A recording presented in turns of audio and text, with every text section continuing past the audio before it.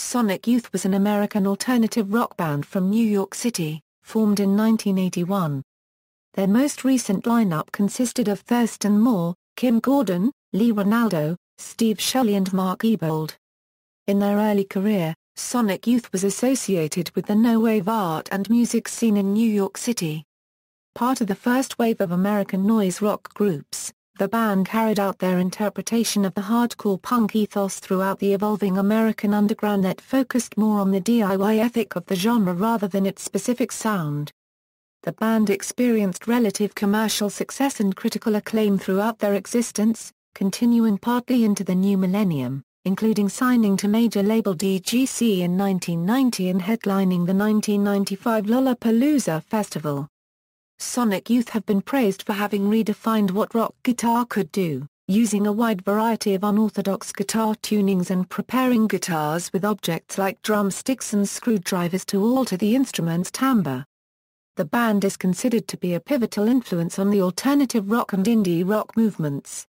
In 1999 their music reached a new audience interested in 20th-century classical music and experimental music with the release of SYR4, Goodbye 20th Century, a double album of covers of avant-garde recordings that featured works by avant-garde classical composers such as John Cage, Yoko Ono, Steve Reich, Pauline Oliveros, George Manunas, Cornelius Cardew, Nicholas Slanimsky and Christian Wolff, as played by Sonic Youth along with several collaborators from the modern avant-garde music scene, such as Christian Marclay, William Wynant, Wharton Tears, Takehisa Kosugi and others. In 2011, Ranaldo announced that the band was ending for a while following the separation of Moore and Gordon. Thurston Moore updated and clarified the position in May 2014. Sonic Youth is on hiatus.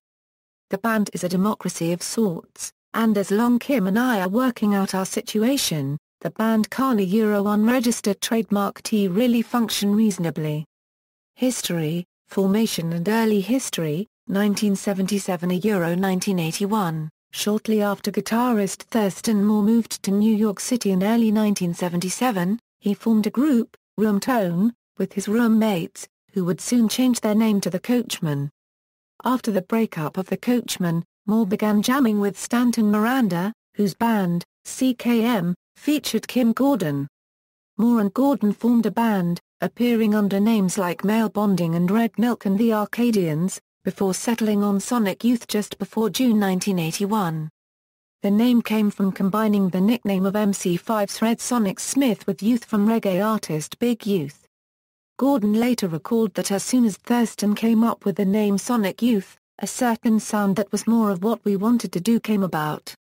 The band played Noise Fest in June 1981 at New York's White Columns Gallery, where Lee Ranaldo was playing as a member of Glenn Branca's electric guitar ensemble.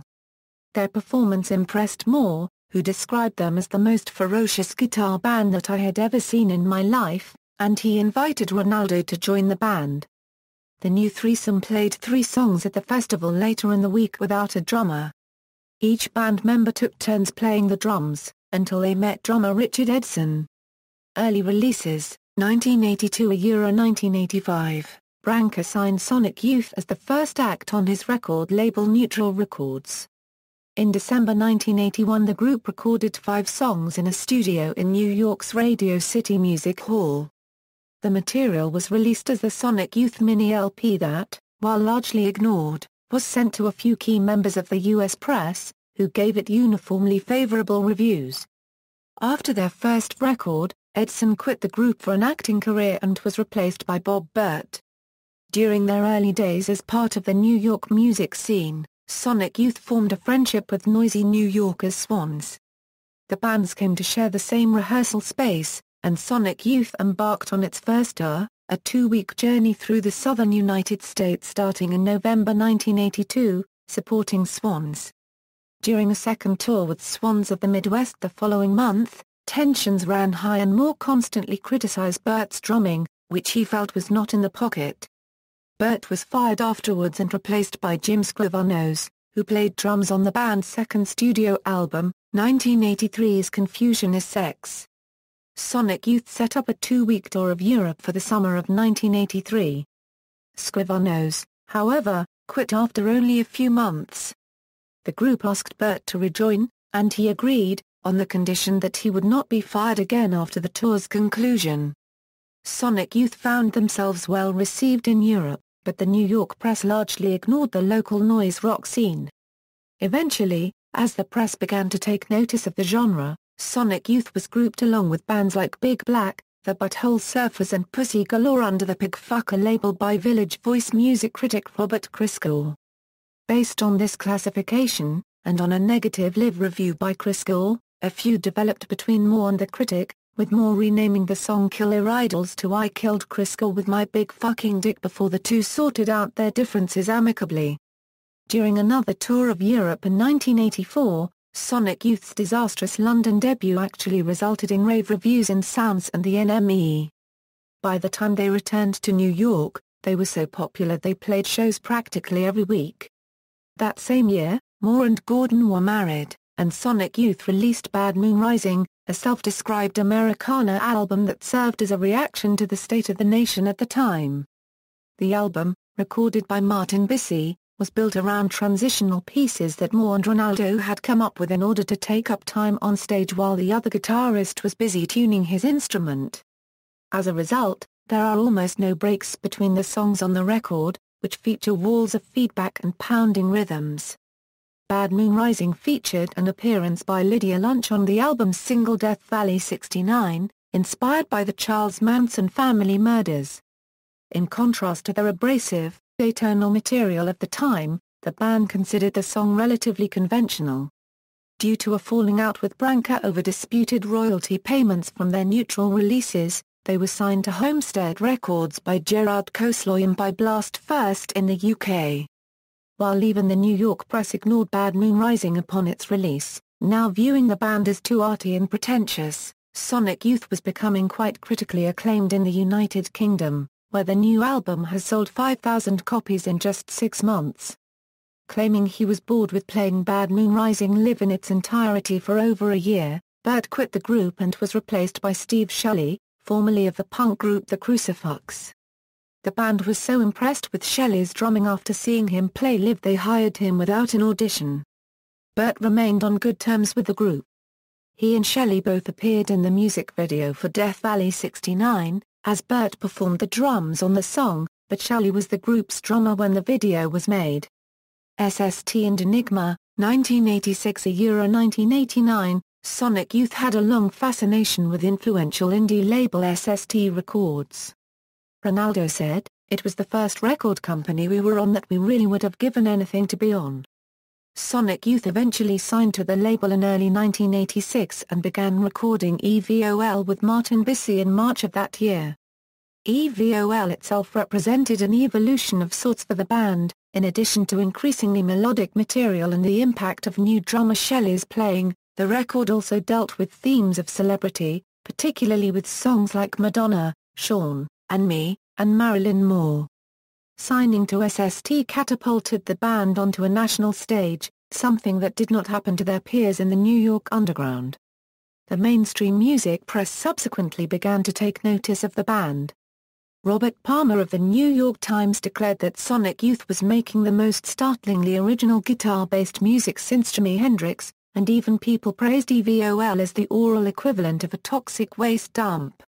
EVOL is also notable for a guest appearance by bass guitarist Mike Watt, a friend whom the band coaxed to come to New York after he was deeply depressed by the death of his bandmate, Dee Boone Ontario, 1987's sister. Sonic Youth continued refining their blend of pop song structures with uncompromising experimentalism. Another loose concept album, Sister, is partly inspired by the life and works of science fiction writer Philip K. Dick. Sister sold 60,000 copies and received very positive reviews, becoming the first Sonic Youth album to crack the top 20 of the Village Voice's Pals and Jock Critics poll. Despite the critical success, the band was becoming increasingly dissatisfied with SST due to concerns about payment and other administrative practices. Sonic Youth decided to release their next record on Enigma Records, which was distributed by Capitol Records and partly owned by EMI. The 1988 double LP Daydream Nation was a critical success that earned Sonic Youth substantial acclaim.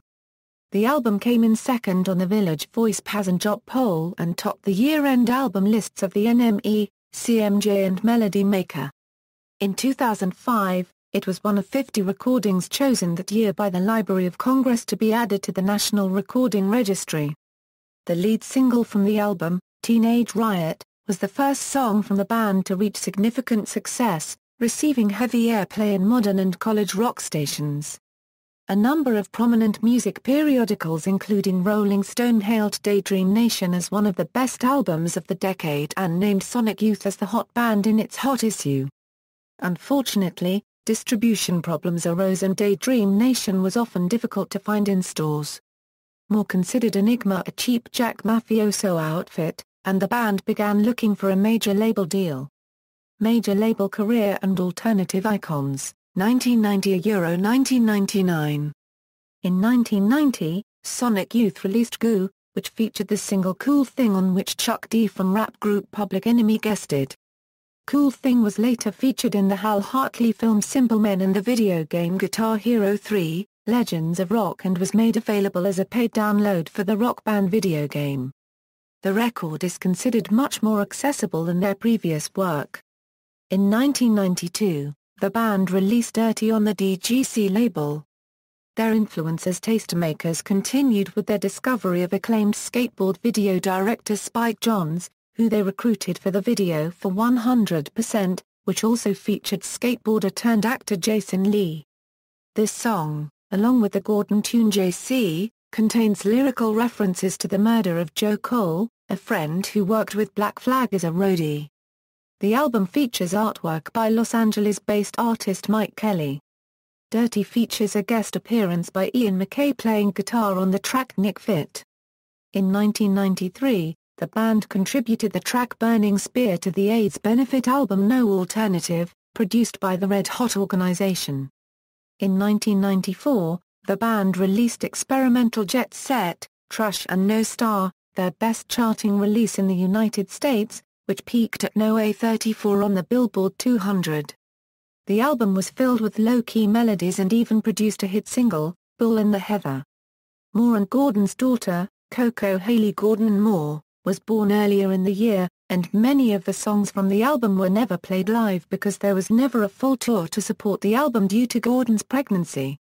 In 1994, the band also released a cover of the Carpenters' 1971 hit Superstar for the tribute album If I Were a Carpenter. Their version would later be featured in the 2007 film Juno. The band headlined the 1995 Lollapalooza festival with alternative rock groups Hole and Pavement. By that time, alternative rock had gained considerable mainstream attention, and the festival was parodied on The Simpsons' 1996 episode Homopalooza, which featured voiceovers from the band. They also performed the final credits theme for that episode. Gordon collaborated in Free Kitten, and started a clothing label X-Girl, based in Los Angeles. Ranaldo and Moore played with many experimental noise musicians, including William Hooker, Nels Cline, Tom Sergel, Don Dietrich, Christian Marclay, DJ Spooky and Mission of Burma, among others. Shelley started up the Smells Like Records record label, as well as playing in backing bands for Chan Marshall and $2 Guitar. Thurston Moore also made several guest appearances on DJ Spooky's albums, which combined rock and hip-hop. From Sonic Youth's earliest days, Gordon had occasionally played guitar with the group. Around the time of A Thousand Leaves and Washing Machine, she began playing guitar more frequently, resulting in a 3-guitar and drums lineup. These songs were something of a shift for the group's sound, and would lead to the introduction of a fifth member a few years later. The Washing Machine album began a shift in the band away from their punk roots, seeing them working with longer jam sections. 2 tracks showed the new approach in full force: the title track Washing Machine, which is just under 10 minutes long, and the Diamond Sea, which is over 19 minutes long. During the late 1990s and early 2000s, the band began releasing a series of highly experimental records on their own Hoboken, New Jersey-based label SYR. The music was mostly instrumental and improvised, and the album and track titles and even the liner notes and credits were in different languages. SYR1 was in French, SYR2 in Dutch, SYR3 in Esperanto, SYR5 in Japanese, SYR6 in Lithuanian, SYR7 in Arpitan and SYR8 in Danish. SYR3 was the first to feature Jim Erk, who went on to become an official band member. Tracks from the SYR releases featured in their live sets in 1998, particularly Anagramma from SYR1, and tracks from SYR2 formed the basis of 2 tracks from A Thousand Leaves. Released in 1998, A Thousand Leaves has a dreamy, semi-improvised feel, and features extended jam sections on tracks such as Wildflower Soul, and Female Mechanic Now on Duty. The album also features 2 Ranaldo-led numbers, Hoarfrost, and Karen Coltrane. The only single to be released from this album, Sunday, was accompanied by a video directed by Harmony Korine and starring Macaulay Culkin. SYR4 was subtitled Goodbye, 20th Century, and featured works by avant-garde classical composers such as John Cage, Yoko Ono, Steve Reich, and Christian Wolff, played by Sonic Youth, along with several collaborators from the modern avant-garde music scene such as Christian Marclay, William Wynant, Wharton Tears, Takehisa Kosugi and others. The album received mixed reviews, but some critics praised the group's efforts at popularizing and reinterpreting the composer's works. Later DGC period, 2000–2006, on July 4, 1999, Sonic Youth's instruments, amps and gear were stolen in the middle of the night while on tour in Orange, California. Forced to start from scratch with new instruments, they recorded NYC Ghosts and Flowers and opened for Pearl Jam during the East Coast leg of their 2000 tour. In 2001, Sonic Youth collaborated with French avant-garde singer and poet Brigitte Fontaine in Fontaine's album Car Copyright Land. When the September 11, 2001 attacks occurred, several members of the band were blocks away. Jim at their NYC studio and Ranaldo and his wife Leah nearby at home. After the attacks, they curated the first U.S. outing of the All Tomorrow's Parties Music Festival in L.A. The festival was originally scheduled for October, but it was delayed until March the following year due to the attacks. In the summer of 2002, Murray Street was released. Many critics heralded a return to form for SY, seemingly revitalized by the addition of Jim Erk, who became a full member during this period, playing bass guitar and occasionally synthesizer. It was during this period that the band were filmed for Scott Crowley's documentary Kill Your Idols, depicting Sonic Youth as a key influence upon the post-punk revival then happening in New York. This was followed in 2004 by the release of Sonic Nurse, an album similar in sound and approach to its immediate predecessor that also received positive reviews. Pattern Recognition, a song named after the 2003 William Gibson novel, finds the band once again using Gibson's work for inspiration. The band also showed their pop culture commentary and sense of humor with the track Mariah Carey and the Arthur Doyle Hand Cream, a faster tempo song sung by Gordon, which spoofed Carey's life, including her short-lived relationship with rapper Eminem, which originally appeared on a 2003 split 7 with Erasure Arthur. On the album cover, the reference to Mariah Carey in the title was replaced by Kim Gordon due to potential copyright issues. Sonic Nurse had decent sales, in part due to performances on TV talk shows including Late Night with Conan O'Brien and The Tonight Show with Jay Leno. The band was also slated to perform in 2004's Lollapalooza tour along with acts such as Pixies and the Flaming Lips, but the concert was cancelled due to lackluster ticket sales. When the band toured later that year, he played extensively from their 1980s catalog. On October 6, 2005, LA City Beat reported that some of the gear stolen in 1999 was surprisingly recovered and that it might be used for recording of the next album, then tentatively titled Sonic Life. The report also said that Jim Erk might be leaving the band soon. His departure was confirmed by Lee Ranaldo in an interview with Pitchfork Media. In May 2006, the group announced on their website that ex-Pavement member Mark Ibold would play bass for the band on their upcoming tour. Rather Ripped was released in Europe on June 5, 2006 and in the USA on June 13, 2006. Compared to previous Sonic Youth recordings, the album features many short, conventionally structured, melodic songs and fewer feedback-fueled left-field improvisations. Later that summer, Sonic Youth played the 2006 Bonnaroo Festival, as well as Lollapalooza, promoting the album. In December, Rolling Stone made it their number 3 album of the year 2006. The band released The Destroyed Room, B-sides and rarities in December 2006. It features tracks previously available only on vinyl, limited release compilations, B-sides to international singles, and some material that had never before been released. This marked the band's final Geffen release. Independent agents and signing to Matador, 2007 Euro 2011. In April 2007, the band became one of the earlier big-name rock bands to play China when they were brought on a China tour by Beijing and Shanghai-based company Splitworks. In 2008, the band independently re-released Master Dick for the first time on CD, exclusively at their online store. They also released 2 more additions to the SYR series, SYR7, Jean Hughes Ted Hughes and SYR8, André Sideroff Sonic Youth. SYR7 was released on April 22, and SYR8 was released July 28. On June 10, they also released a compilation album on Starbucks Music, called Hits of 4 Squares. The first 15 tracks were selected by other celebrities, and track 16, Slow Revolution, is a new recording by Sonic Youth. Also in June, the band was the subject of an intensively researched biography, Goodbye 20th Century, a biography of Sonic Youth, written by music journalist David Brown. The book featured new interviews with the band as well as nearly 100 friends, family members and peers. It was published by Da Capo and included over 60 rare photos. On August 30, 2008, the band premiered 2 new songs at the final McCarran Park Pool Show. Thurston Moore stated that in November the band would start recording a new studio album.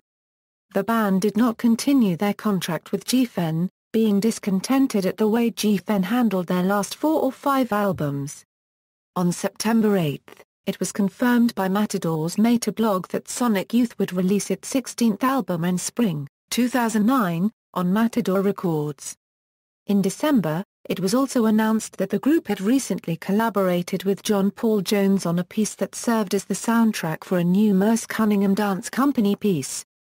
This work was performed by the company on April 16, Euro 19, 2009, at the Brooklyn Academy of Music in celebration of Cunningham's 90th birthday. On February 12, the band revealed the cover art for The Eternal via their website and blog. The album, produced by John Agnello, was released on June 9. With the release, Matador Records also offered an exclusive live LP only available to those who pre-ordered the album. The band scored and composed the soundtrack of the French thriller drama Simon Werner A Disparat, which premiered in May 2010 as part of the Cannes International Film Festival. The soundtrack has been released in 2011 as SYR9, Simon Werner A Disparat, the latest edition of the SYR series. On October 14, 2011, Kim Gordon and Thurston Moore announced that they separated after 27 years of marriage through a statement by Matador. Matador also explained that plans for the band remained uncertain, despite previously hinting that they would record new material later in the year. In an interview on November 28, 2011, Ranaldo said that Sonic Youth are ending for a while. "I'm feeling optimistic about the future no matter what happens at this point," Ranaldo said. "It was a pretty good tour overall. I mean, there was a little bit of tiptoeing around in some different situations with the traveling a Euro, they're not sharing a room anymore or anything like that. It remains to be seen at this point what happens. I think they are certainly the last shows for a while and I guess I'd just leave it at that." Ranaldo also suggested there are no plans for Sonic Youth to record new material. "There's tons and tons of archival projects and things like that still going on," he said. "I'm just happy right now to let the future take its course." In November 2013, Ranaldo said in response to the question of a possible reunion, "I fear not. Everybody is busy with their own projects, besides that Thurston and Kim aren't getting along together very well since their split. I think you can put a cross behind Sonic Youth, same as you can put it behind the names Mike Kelly and Lou Reed. Let them all rest in peace. Musical style and influences, alternative tunings. Sonic Youth sound relied heavily on the use of alternative tunings. Scordatura on stringed instruments has been used for centuries, and alternative guitar tunings have been used for decades in blues music, and to a limited degree in rock music. Azarad writes that early in their career, Sonic Youth could only afford cheap guitars, and cheap guitars sounded like cheap guitars.